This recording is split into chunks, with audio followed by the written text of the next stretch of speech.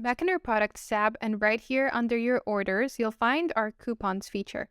You might want to use coupons if you want to give a discount to your customers for a particular product that you offer. Creating a coupon is super simple. Just click on Create and fill out the required information. First, write a name for your coupon so you can easily find it and identify it. Then, type the code that you want your customers to use in order to get the discount. Then choose the discount type, so it can be a fixed amount or a percentage. It really depends on your discount strategy. And now since I chose percentage, I must also type the percentage amount. And let's make it 20% for this example. Additionally, you can choose an expiration date for your coupon. Let's say this coupon is just for a limited time only, so you can choose the expiration date here, and after this date, the coupon will not work anymore. For example, let's choose May 30th as the expiration date for this one. So this is the date my coupon will stop working.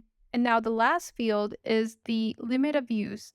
And this is like the inventory for your coupons. So how many of them are available to use? For example, if I put 10 here, it means that after being used 10 times, the coupon will no longer be available.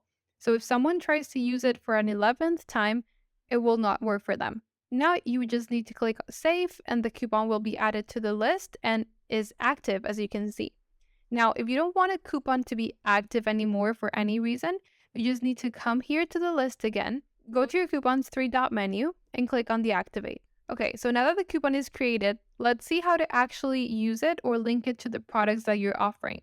So the first thing you would do is choose a funnel where you're selling your offer and then add it to your order form. So let's open an order form here. And if I want my coupon to work here, I would just click on the plus button here right next to coupons, look for it on the list, we name it test, so here it is, and save. And then after that, there's another step to make sure that our coupon works. So we need to go into the editor of this page and then add the coupon element, which will allow the customer to write their coupon code. Let's look for the element right here on the left and drag and drop it right here. This way, when someone is about to check out, they'll be able to apply their coupon and get their discount. And finally, let's check if everything is working. So here's the full price for this offer. This is a physical product. So if I wanted to buy this t-shirt with a discount and I know a coupon code, that I would just type it right here. If I put a random word, it will not work.